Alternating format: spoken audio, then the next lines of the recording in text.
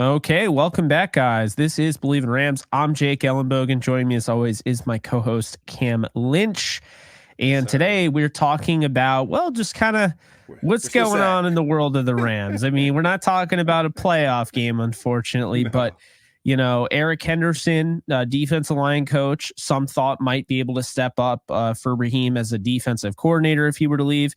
Well, he's hightailing it out of here. He's going to USC. Going to Right have a on. big role there. So, you We got to got give another him, USC guy. Got another USC yeah, guy coming on the show today. So excited to talk about that. And yeah, it's Jake. You talked about Raheem Morris. Like he may not be here next year. You mentioned that. Unfortunately, we're out of the playoffs. We're watching from Cancun now as Rams fans. And yeah, Raheem Morris may not. Hey, he may not. He may not be there next year, bro. It's sad. It's sad. it is sad. But I mean, you and I both are kind of rooting for him on another Oh level yeah, as opposed to some other absolutely. fans that may want him to leave for other reasons. You and I kind of, it's like we selfishly want him back because that's great. It helps the defense. And I mean, I'm a huge fan of his, but you root for promotion, especially a guy Absolutely. that this Get guy paid. this guy hasn't gotten his second opportunity, and it makes me sour. But we're not going to get into that because I was a little sour in the last episode about what. So, I'm still a little uh, sour. I mean, hey, it's uh, okay to be a little sour, but it's 48-hour rule has come along. So, Jake, we do have to look forward and onward. Do have a guest coming on later today, so I'm gonna have my shades on for a little bit, Jake. I'm gonna pull a Deion Sanders on him. But yeah, man, well, it's you have tough to see every it. reason because they beat both of your teams. I mean, come Yeah. on, man. I This mean, Lions beat Rams, but I mean, gave them both a butt whooping. And Jake, I mean, I've been saying it, bro. Like Lions and Ravens in the Super Bowl. I mean, the Lions, they were playing at a different level, bro. We talked about the Higbee issue. We talked about Matthew Stafford saying, "Hey, bro, good hit, but you're dirty AF." Like we talked I about that. love They had that. Oh, I love that. yeah, that was gold, and that's why Matthew Stafford is one of the greatest, man. I think you've been singing his name and his praises, and we saw that stat come out with Puka, Cooper Cup, and Megatron being on the receiving end of his grace. Like that's you can't beat that. You can't beat that. So Matthew Stafford, man, caps off, brother. No, you really can't beat that. Stafford is just a different breed, and I'll tell you right now, there's no love lost there. I think he's coming back next year, and Yeah, he's coming back. Like if he, when he plays the Lions, which will happen, they are on the yeah, schedule. He's not going to take any prisoners, man. I'm telling you right now. I think they awoke Stafford. I think that you saw it at the end of the game. Like I'm happy for the players, not the fans. Did not say yeah, the fans, and I don't yeah. The blame him fans if I weren't was getting nice. booed.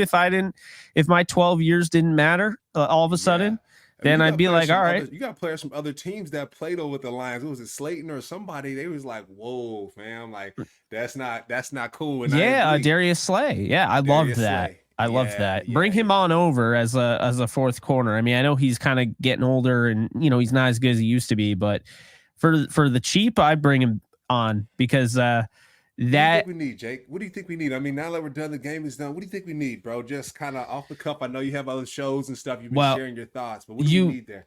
you know what I'm gonna say. I don't know. I don't know, bro. EDGE, man. They need an Yeah. edge defender. I mean, I like Hoyt as a third guy or a fourth guy. I really like Byron Young. Cam hates Michael Hoyt apparently, No, but no, no, no. Hate's a strong word. Hate's a I'm mess. strong word. I I'm love mess. I love Hoyt. I think I just hate the scheme that he was put No, in. I you do hate the hate the technique. scheme. Hate I'm the messing scheme. with you, of course. But I I love I Michael I Hoyt. caught It's you. I caught you. You're like, whoa, yeah. whoa, whoa, whoa, hold Yeah. on a Making sec. sure I was awake here. Hey, Yeah. hey, hey. I'm watching you. But no, you and I both like Hoyt. It's just Yeah. asking him to do what he has to do. He's not that guy. Like, he's a guy. You're not that guy, pal. You're not that guy. But no, I like Hoyt. I don't even know if he'll be brought back. Really like the strides Byron Young made. Really like the Yeah. strides Kobe Turner made. I mean, the How man long Kobe is Turner AD going to singing. be there? Jake, sorry, Kobe Turner. Can we just pause on that name? My man singing at the LA Kings game. I think I sent it to you. That I was like that absolute. he didn't deviate away from the actual like song. You know how everyone has to go like, Yeah, yeah. like He's playing he just, professional. He's a yeah, true yeah. professional. But Yes. he was having a great time. Puka was there. Steve Yeah. Avila was there. Jake, what's that thing that cleans the ice again? You go to a lot of hockey. I go to some hockey games too, but what's the thing that cleans the ice? Oh my You know what I'm talking God. about? Those things. Yeah. He was right on that thing that cleans the ice up. Zamboni. The Zamboni. That is such a weird name, man. Imagine starting a Zamboni business, Jake. Imagine me like, yeah, I praise Zamboni. What? And teams need them. I mean, you start a Zamboni business and you're, at Staples Center, wherever, you might have a Puka Nakua riding along with you. So, I mean, that paycheck too, bro. It's one of those ugly jobs that people don't pay attention to. I'm going to look into that after this podcast. It's Zamboni business. Cam Lynch, Zamboni driver. Yeah, and owner. And owner. Yeah, owner of said Zamboni. Kobe Turner, great job at singing at the LA Kings game.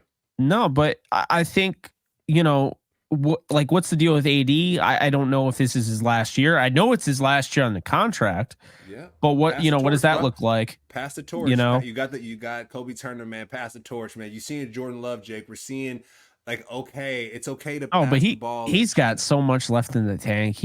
I don't want him to go out like Barry Sanders. He retires on top. And let's be honest, he retired on top because he didn't want to leave the Lions. The Lions were never going to be good, so he left. You never know what's going on inside, Jake. Like Tom Brady jacked it up. I don't want to say he jacked it up, Jake, but I feel like he could have let go of that last year. I think he could have been like, all right, guys.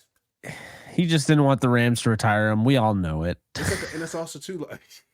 It's like the Muhammad Ali piece. You go back and watch their fights. It's like, Muhammad, you're the best, bro. Come on.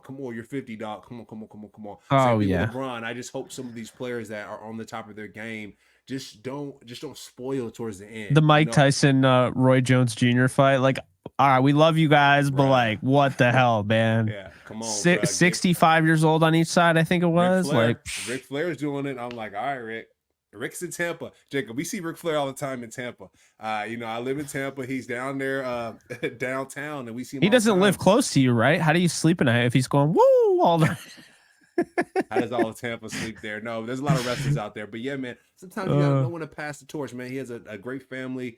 AD's done it all at this point. What else you have to do to say, hey, I'm the best person on this field at all times? Whenever AD is playing, he's the best at all times. Come on, bro. If you need to do it, it's okay. I'm not gonna be mad, Jake. Are you gonna be mad if Aaron retires? I'd be mad. I'd be mad. Well, if he went to another team, that's not happening though. He's gonna get a statue outside of SoFi. It's gonna be the one where he's pointing to his ring finger. I mean, you already know it. He's going to get a statue. And rightfully so. He's the greatest player of all time, in my opinion. Like, I truly believe that. You're talking about of all time, like of all football players ever. Yeah. Okay. Over Brady? Yeah, because Brady, I don't think was as good at quarterback as Aaron Donald is a defensive line. Like, I mean, that's the thing is that if there's even an argument for Tom Brady, there shouldn't be any for Aaron Donald. No one's ever done what Donald does. You're saying more so best player ever or skilled? Like, yeah, we got definitely most accomplished is Brady, but the most I think the greatest is Donald. I think the best is Donald. I think the more talented player. Michael Jordan, the LeBron James thing. Is that what this is? Well, I don't want to take anything away from either of those two. Because I think you can go either or. I mean, personally, I think LeBron's the GOAT, but I wouldn't be like, oh, Jordan's not the GOAT. You know what I mean? I'd just be like, okay, like I disagree, but I respect it. Jake, don't forget, I know we're talking about the Rams and Aaron Donald and Tom Brady, but don't forget about Patty Mahomes, my boy. He's pretty damn good because that Kansas City Chiefs team is not very good, and he's carrying them, kicking and screaming to the AFC Championship game. Taylor Swift is swag surfing maybe to the Super Bowl. What you think? No. Oh man. Must be nice to get to play the Miami Dolphins in the first round. Good Lord. Can you imagine if the Rams played the Dolphins? That would have been an absolute drubbing. Jake, the Dolphins were looking like the most dangerous team. Actually, no way. They haven't played anybody. Everybody that they played, I said this, everybody they play, they lose. It was the Bills and Dolphins game, right? The Bills and Dolphins game that the Bills exposed him like week 5 or 6. And then we were like, wait, what's that one meme when the dude's like drinking his beer on the couch and like smoking a cigarette? And he's like, oh. Like, hey. Oh, yeah. At that moment, I knew the Dolphins, it was like they were pretenders for sure. They were pretenders. Yeah. It's hard just knowing the Rams should probably be in the NFC Championship game and, playing the 49ers. I mean, those Lions, Lions, boy, hey, there's some badasses over here. Aiden Hutchinson, go ahead, Jake, and Melifonwu. We talked about Melifonwu, Jake, on the show. Hey, that was my guy. Melifonwu, orange guy got 2 sacks. I mean, he had the AR. I mean, and then Jake, the man coverage on Mike Evans in the red zone. Melifonwu was on him then too. So I think when we do our ranked list of best safeties, we might got to put him on there. And hey, hats off to that Lions team, that defense, Jake. At the end of the day, playoffs, you pack your defense, you pack your special teams, and that defense was playing ball. That they were biting ankles and biting knees for literally, bruh. Like, and he needs to get a fine. That DB needs to get a fine, Jake. He needs to, and I told my wife this. If people see him on the street, on the street at Super Bowl, if they're not there, they need to go ahead and talk to him at a workout. Like, yo, bro, hey, this is the brotherhood. Like Jake, I mentioned this with Eric Dickerson. When we're older, we get older, Tyler Higbee's gonna remember that knee. He's like, dang, man, that really changed my career, bro. Like now this and now that, and that that athlete's gonna feel bad about that, and that's not allowed in our game. And so I think we need to have a conversation with him in the offseason, like, hey, great job this year, good job on your success, but you can't take players out the game. It's not acceptable. So hopefully the NFL finds him appropriately, and that's 50 bands, 100 bands, whatever that is. Jake gets a lot of money, and he can pay for it. They did not find him. But man, Cam, I didn't want to cut in there because you were just spitting. You were absolutely spitting facts. Sick. I mean, I'm sick. And I love it because you're a defensive player saying that. Bro, Jake, that tells you exactly how it is. I play for Greg Williams, Jake, and you're on the line. We want to be on the line as a defense. You want to be a dangerous team. You want to be like guys. Like Tom Brady said, don't throw the ball over the middle when Ray Lewis is playing, period. Same thing with Roquan Smith. He's going out there to knock people's heads off. And Tom Brady mentioned that. And that's what the Lions are bringing, that old school football back. And it's dangerous. And at Super Bowl, I mean, they're striking fear in people's hearts, bro. Mike Evans came across the middle and dropped the ball. And they intercepted the football in the first series. Yo, Mike Evans didn't want that smoke, bro. I was like, is he injured? What's going on, Mike? Those guys were hitting Jake, and he started to heat up later on. Mike knew Mike knew that people were going to be on his back, and he started heating up. He started tearing the Lions up. But at first, Jake, the Lions sent the message that stadium was loud. And Jake, I'll tell you this: whenever you can hear a crowd through the screen, that's when you know that you can't even, if you're this far away on the field, you can't even hear the other man speak or the person speak. That's how you know it's turned up. And the Lions. Hey, bro, they looking spooky, my boy.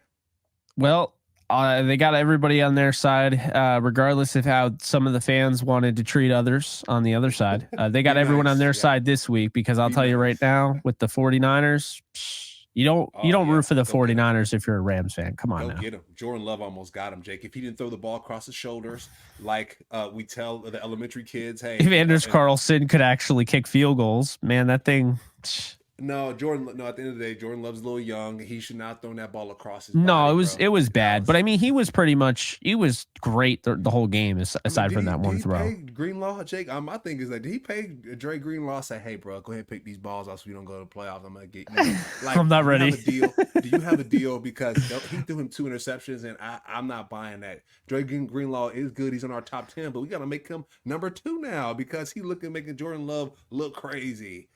Man, that had me hot. I'm sorry, we're not on the Packers. We on the Rams, bro. I hear you, man. Well, we got to get to the interview with Rodney Peete, who's coming on, USC Trojan. You guys know, obviously NFL quarterback. But Cam, take us away with Underdog Fantasy. Underdog Fantasy. You can start playing Pick'em or Weekly Fantasy for any sport today. Users will receive a 100% deposit match up to $100 if they use promo code BLEAV at sign up. Start playing Pick'em and Weekly Fantasy football today with Underdog Fantasy. You heard them, folks. And just letting you guys know that BetOnline is your number one source for all your betting needs this season. Get the latest odds, lines, and match reports for baseball, boxing, golf, and more. Use promo code BLEAV for your 50% welcome bonus on your first deposit. BetOnline, where the game starts. Now, you guys enjoy the rest of the show. We bring on Rodney Peete. All right, we are back, and we are joined here with former NFL quarterback and a voice in the LA radio landscape, Roggin and Rodney co-host, Rodney Peete. How you doing, man? I'm good. I'm good, fellas. How are you guys? I'm good over here. I was about to say I'm about to put my shades on, right? Because I know you in LA and everything, but hey, feelings is hurting. Feelings is hurting being an LA Ram and a Buccaneer. I was watching some of your highlights before we hopped on, and I saw you beat the Buccaneers in the Creamsicles, and I saw you beat the Rams in St. Louis. And so just seeing those butt whoopings, man, got to give our hats off to you. The Lions are crushing it right now. We got a lot of Rams folks from the Rams front office at that facility and finding a lot of success. Right. So I know Jake's going to kick us off, but we'd love to hear your thoughts on that. And, you're here in LA as well, so you probably come across a lot of these people as well. So just curious your thoughts and how you're feeling about the season for the Lions so far. First of all, I'm very excited about the Lions. They still, obviously still in it. Got a chance to go to San Francisco and get to their first Super Bowl ever. My son RJ and I, we went back to the game against Tampa Bay. And when I tell you, I played there 5 years, and we had some ups and downs and some big moments. But man, when I tell you that place was as loud as I've ever heard any stadium in the NFL, that Sunday was crazy and was bananas. The town, I think they were ready to go from. I'm getting chills from the moment they woke up in that morning, probably from the day before and Saturday getting ready for it. They were ready to go, and it showed. And it felt like, the Lions, they definitely fed off that crowd. But I was happy for that city of Detroit. I was also a little, it was a little bittersweet for me. As much as I love the Lions, and they were the first team that I played for, and they drafted me, so I got a lot of love for them. But my brother coaches the running backs for Tampa Bay. So it was kind of one of those. My heart is like, hoping the Lions kind of get there, but also family, man. Family is hard. My brother, I want him to get to the Super Bowl too. So it was a tough day, but turned out to be a really good game. It came down to the wire, and the Lions won it, man. And I think they are a legit team that's got a chance to go to San Francisco and actually win. I don't think it's far-fetched at all for the Lions to go out there and play well against San Francisco and win that game. Yeah, I mean, I agree. And I think, regardless of how, Rams fans might feel towards the Lions after that game, everyone, if you're a Rams fan, you got to be rooting for the Lions this week. You can't root for the Niners. Absolutely right. There's no universe where that's allowed. But I just wanted to get your thoughts because, obviously you being in LA, you've been able to see, Matthew Stafford, obviously from the Lions perspective and now with the Rams. I'm one of the believers that think he's going to play throughout his contract and maybe even get another cheap deal, like not cheap, but like a shorter deal afterwards. I think he really just loves football. And I know he's banged up all the time, but he plays through it. How do you see the longevity of Stafford? Do you see him going for another 3-4 years, or do you think it's time to start maybe looking at one of these quarterbacks in the draft and get ready for, the inevitable? Well, if you asked me that question before the season started, I would have said, this might be it for Matthew Stafford. This might be his last year. But then watching him play this year, I think he played 16 games, I think, this year, or 15 or something. But the way he stayed healthy, but just watching his mannerisms and watching his play week in and week out, he did not look like a guy that was ready to retire. Yeah. And what do you mean by mannerisms, Rodney? I'm sorry. What do you mean by mannerisms for people who don't? Yeah. Just watching his body language. And, you can tell a lot about somebody when they're, you watch their body language and how they feel going into the game, how they're commanding the huddle, how they walk on the field, how they walk to the line of scrimmage, how they get up after a tough hit, all those little things. And it looked like he rewound the clock about 5 years and was like, I'm good. Hit me all you want. I'm going to get up and get back to the huddle and call the next play. And it looked like to me, guys, he went back and was having fun again. He was having fun. I mean, I think when he first got here, the first year he got here, everything was happening, right? And he was having fun. Don't get me wrong. I think he had a ball. It was like, this is what it's supposed to be like, and he got here, Sean McVay and the culture of the Rams and all those things, had a great time. But I think that last year with the injuries, it didn't feel like it was fun for him.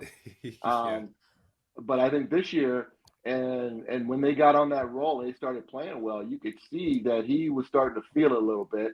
And when he's feeling it, there's not many people in the league that can throw the football better than Matthew Stafford.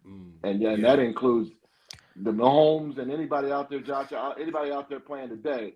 The talent-wise for him throwing the football when he's healthy is as good as anybody. Yeah, and Rodney too. I want you to take us in a little bit because you said your brother was down on the field versus the Buccaneers. So you were on the field. So take us somewhere where no one else can go, please. Just how loud that was. I mean, I heard it through the TV. I was telling Jake this. If you could hear it through the TV, you know it's crazy. And I also want to ask you this too, with just the preparation for Mike Evans, for that offense, and what did that look like for them? Because I was telling Jake, I saw Mike Evans come across that middle in the beginning of the series when that interception happened, and it didn't look like he wanted that ball right there. I don't know what you think, but I'm curious. Yeah, I mean, first of all, it was loud, and you have to have a lot of preparation when you go into a dome stadium like that because you know communication is going to be an issue. I think it's not so much about the calling of the plays because when you get to the line of scrimmage, you already have the mechanics down. Either you're going to clap or you're going to lift your legs or you're going to, the guard is going to touch the center and you count 1, 2, 3 and he snaps, or everybody's just looking at the ball. And so when the center snaps it, everybody's gone. The problem comes when you have to change the play or you get a look as Baker Mayfield will get a look and he's got to go, okay, I got to change this out. They got an 8-9 man front. I got to throw the ball. I can't run it right here. And then you got to communicate that to the wide receivers, to the running backs, all under 40 seconds, which is a difficult thing to do when the noise is so loud. So that can present some problems. But I think for the most part, I think the Buccaneers did a good job of really handling the crowd noise. There were some occasions where it did get to them. The clock ran down low. They had to call a couple timeouts. But for the most part, I think they did a pretty good job. But the Lions, just the intensity level, I don't think, especially early in that game, the Lions were playing on a different level than the Bucs were. The Bucs eventually settled in, but the Lions, from an intensity level coming out of that game, they were ready to go. Yeah, and I think just watching the year, like just everything that went on, Kirk Cousins going down with an injury. Yeah. I mean, Burrow, before we even started, podcasting, getting ready for the season, he was already dealing with issues going on with him. It just seems like this year, more than other years in the past, a lot of quarterbacks were dealing with injuries, and it really kind of showed you how important the backup quarterback position is. And when you look at this Rams team and you see the way Wentz played, as opposed to, maybe ripping in, week 8 or whatever it was, do you get a sense that the Rams would bring a guy like that back? Because normally they're not about to spend, like Baker, for instance, they weren't going to spend $8 million to keep Baker in horns. Could you see them going that route? Where do you kind of see that whole thing going? Because I think you need a backup behind Stafford. That's the bottom line. 100%. Now, if you're Buffalo, right, and you got Josh Allen who basically never gets hurt, then you probably can get away with not paying a guy a lot of money or not having very experienced backup because he probably doesn't get hurt a whole lot. Mahomes kind of the same way. You can get a veteran guy that's not going to require a whole lot of money. And maybe a guy that's kind of been in the league a while that can come in without any reps in practice and really perform and come into a game if he gets hurt or play one game if he gets hurt, but not as a steady diet. But with Stafford and his history, I think it would be a disservice to the team if they didn't, say, bring a guy like Wentz back or have that guy that has that type of experience and is able to play a string of games in a row that maybe have to play 5, 6, 7 games during the course of the season. If it's inexperienced, you can get away with playing one and that may work out. But when you got to play multiple games, you need a guy that has that experience. And I know, look, firsthand, I've been on both sides of that. I've been a starter in the league, for a number of years. And then I've been a backup where the reason I did last was because I didn't need the practice. I didn't need the time on the field. But if something were to happen to the starter, then it wasn't going to be a big drop off if I came in the game and had to play multiple games.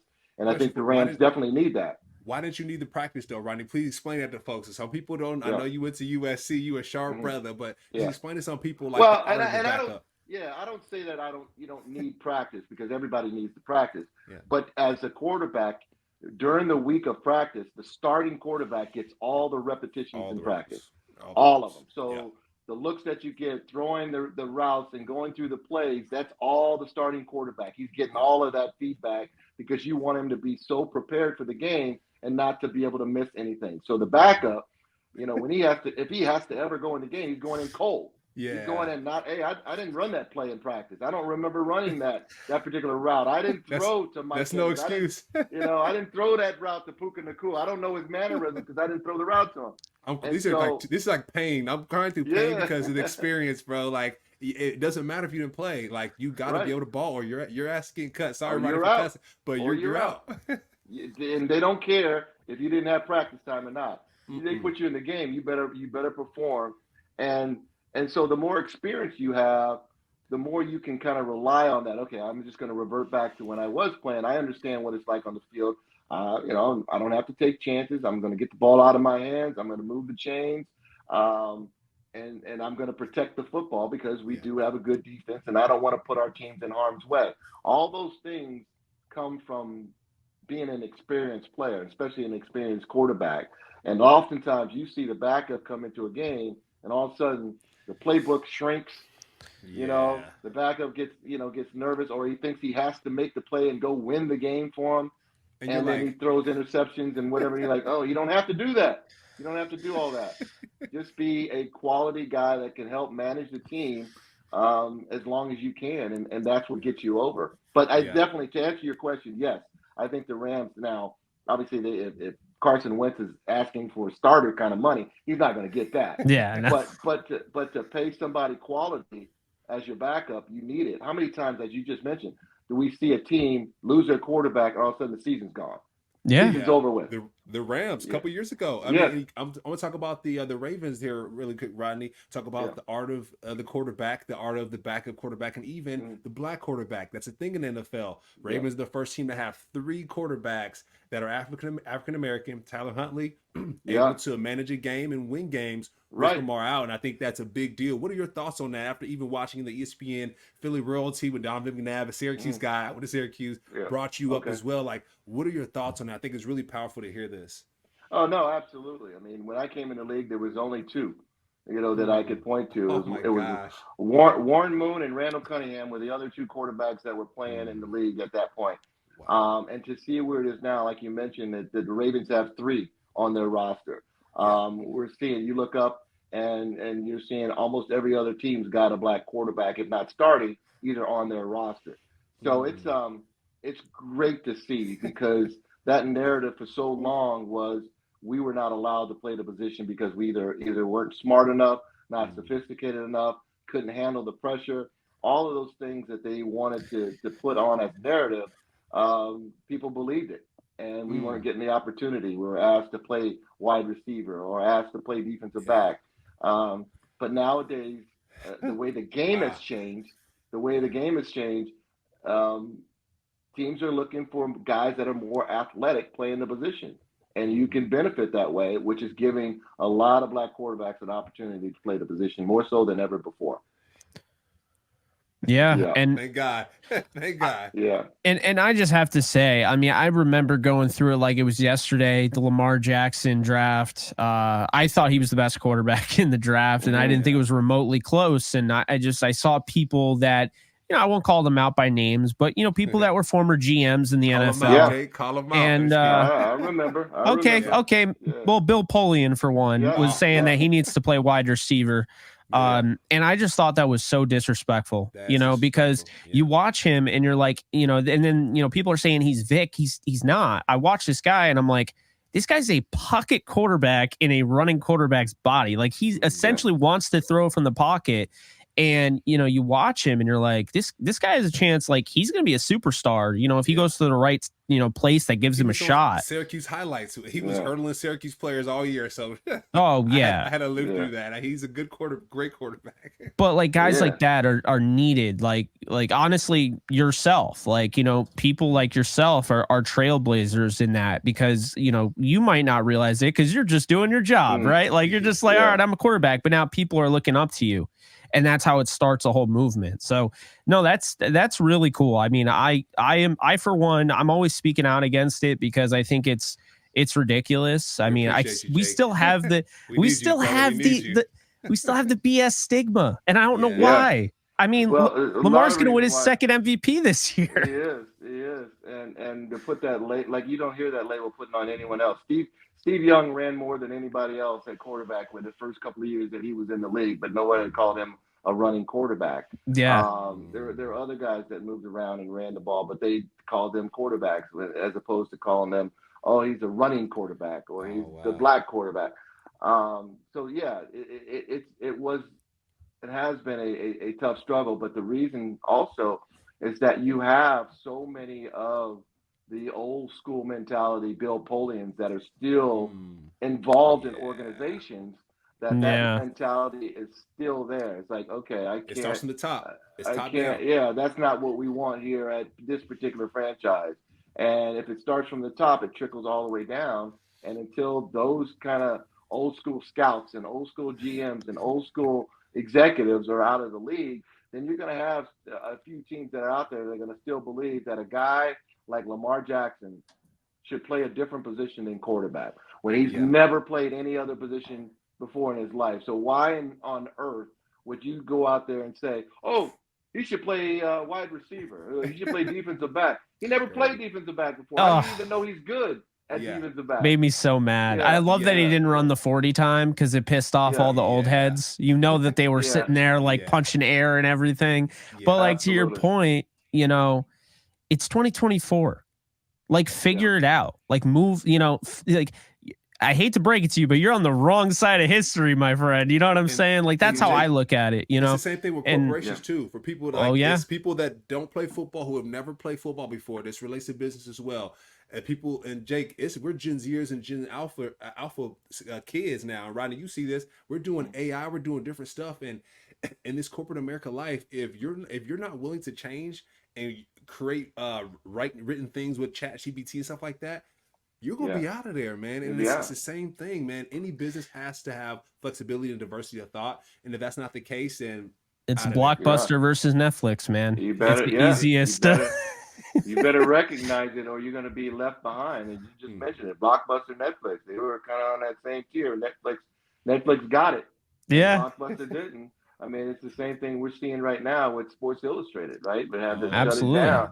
I mean, that's an iconic brand and an iconic magazine that I grew up loving, and you know, lucky enough to be on the cover at one point. And so I hold it true and dear to my heart. But that's gone. You know, how does that affect you out here in LA? How does that affect you out here?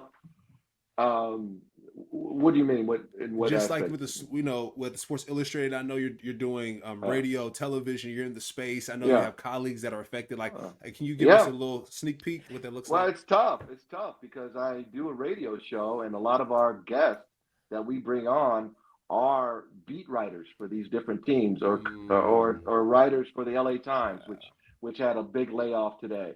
And guys from Sports Illustrated that have written there for years, but you got to be able to diversify yourself, whether it be, you know, going to some of these digital mediums, podcasts, being a contributor on some of the shows that are dealing with the NFL or NBA or Major League Baseball, because you're seeing a lot of writers are being brought on to these shows to give their opinion. But if the old school way of doing things is it's gone by the wayside, and you need to adapt. Yeah. Wow. No, that's definitely well said. And I think one last thing I want to ask you before we wrap this thing up. You know, you've been, you know, obviously you went to USC, and I think there's a lot of fans, because I myself, I gotta say, I started off the season, I wasn't a fan of tanking for Caleb Williams. I do like USC, although I do have the Kansas Jayhawk in the background, but I do like USC. And my thing is, I still think Caleb is a really talented quarterback. I just didn't want the Rams to tank for him. But my question for you, because you played that same position at that school and you've had a chance to likely see him, how good is Caleb? Are we talking generational? Are we talking, because I feel like it went from he's generational. Everyone should now all of a sudden I'm hearing about Drake May. I'm hearing about Jaden Daniels. I'm hearing about JJ McCarthy. I don't know why, but I'm hearing about JJ McCarthy. I'm hearing Bo Nix. Yeah. It feels like this happens every year. It where does. the guy that, we talk about this guy and then people get distracted by other guys. But where are you on Caleb? Well, first of all, but to answer your question about the narrative on different guys, different agents and marketing companies have their people. Drake May's got his, Daniels has got his, and they're going to always put that out there like, oh, he's the next thing. Oh, he may have moved up the ladder.